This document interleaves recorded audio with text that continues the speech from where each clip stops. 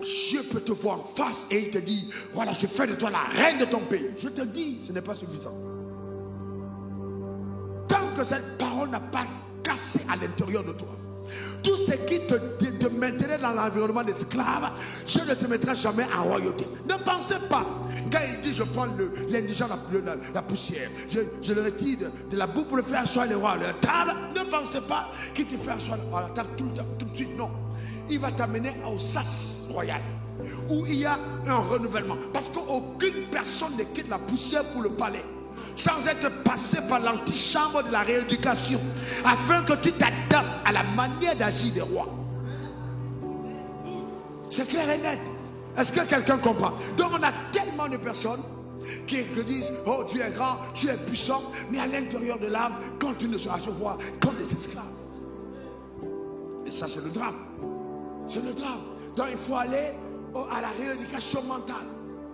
Dans le temps que la parole de Dieu à l'église ne peut pas permettre à ton âme de migrer de lui-même vers le divin, de te faire de sortir du baolé vers le divin, de te faire sortir de l'ani vers le divin, de te faire sortir du gabété vers le divin. Je te garantis, toute prophétie va te mettre en arrière.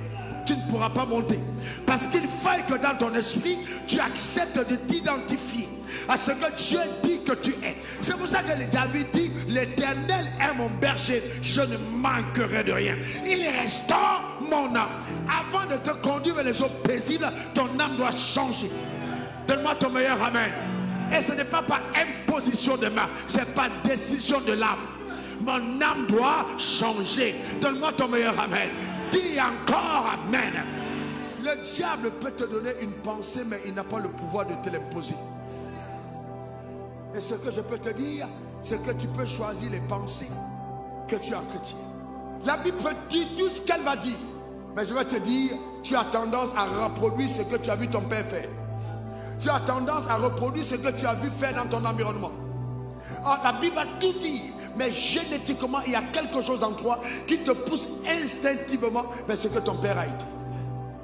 Et le combat est à ce niveau. Ton père battait ta mère.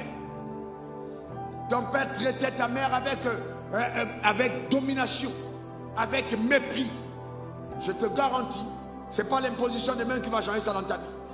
Ah non, non, non, non, non, non, non, non. C'est une résolution de l'âme à changer. Et je te dis, tu vas livrer ce combat volontaire jusqu'à ce que, au travers de cris et de pleurs, devant le trône de la grâce, il y a un shifting dans ton système de pensée.